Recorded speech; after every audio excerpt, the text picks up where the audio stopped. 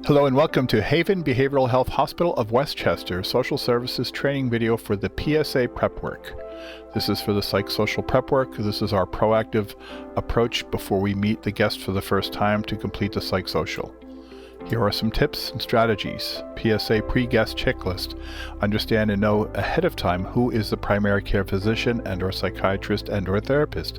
Is there a release of information for them? And very important when doing the PSA, we have to have this information in order to successfully complete the psychosocial. So this is important to know before we actually meet with the guest. Prepping yourself with the face sheet where you'll have the funding source, you'll have social security number, address, etc. will all be on the face sheet. As a tip, I print one for every guest that I work with and I save it until the guest is discharged and then I shred it. But it's a great tool because I go to it often when I need information such as funding sources or addresses or social security numbers. Are they homeless? This may be indicated when they come in. It's important to know this right off the bat because if they are homeless, then you need to immediately get active with a 211 call to the homeless line so that they can get registered in the event that they do need to have shelter placement. The referral source, who was the one who referred them to the treatment program. Many times it will be Chester County Hospital. If it is a petition, 302 petition, who was a petitioner? Sometimes this can be the hospital. Other times it could be family members or friends or relationships. This information is important to know ahead of time because they will be your collaterals. Any additional collateral contacts, family members, friends, anyone who is support of the individual, having release of information is important. Intake assessment, taking a quick snapshot. It's not important to read through the entire intake packet because some of them can be as many as 60, 70, 80 pages. It's certainly imperative to have a snapshot of what was the intake assessment, even if there was their short narrative. And of course, any information that will assist in treatment and discharge, because we will work on discharge from the minute we start working with a guest because of our short timeline of anywhere from 7 to 10 days. We do not have a long time, so this is so important to have this information right from the get-go so that we can get started. So in our EMR system, HCS, you're going to go to Table of Contents, you're going to go to Intake and click Intake. That will open up the face sheet as well as some other functions from that. Admission forms here, special forms, narrative notes, but right here, this particular one is the face sheet. This is the one that we're looking for. You will click on that and you will get the option here to view the document. It's another page. There's a lot of multiple pages that HCS has that does not necessarily make sense, but it is the way the software operates. So click on the view document. Once you click on view document, you will get the face sheet. This has been redacted because in order to produce that, I had to use a live guest.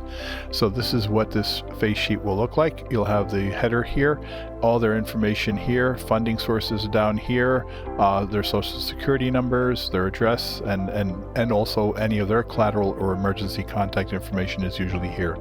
You can download this, which will download as a PDF, or you can print it. I do, again, for myself, print a copy. Some people save them as a PDF onto your computer. Whatever best practice works for you. For the ROIs, you're going to go to consent. So back on the main page here, and you can go from table of contents or wherever you were on the main page here. All you do is going to click consent, and that's going to take you to this area here. And any consents that have been filled out will be populated here, and you'll see all of them. Always there will be a couple when a guest first comes in, as they're necessary for them to even enter treatment. Once you come in here, for you to view one, you click on this and it'll open up the guest. Here we go. It'll open up this section here for you to be able to see what the information is. You can update information. You can view the attachment of what the ROI is. Sadly, there is no information for us to see on the headers. In other words, for us to see who that release of information is for, we literally have to open up the document itself, at least for the meantime. So going back, if you want to add a new one, you will click here and that will open up a brand new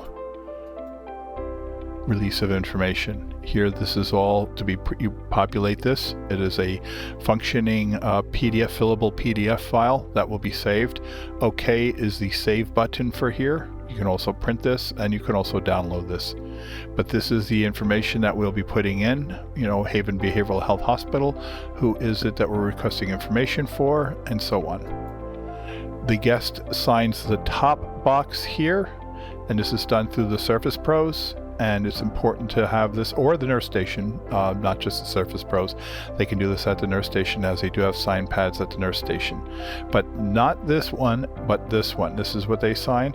We click here and your name will already be populated into the system. So you would just say use signature. There's no need for you to have to sign your name, because it will already have it imprinted as a digital signature already permanently in your file. And that's it for the pre-checklist for social services here of Westchester, Haven of Westchester. I look forward to speaking with you in the next videos. I'm hoping that these are very beneficial tips for you, and always looking for feedback too.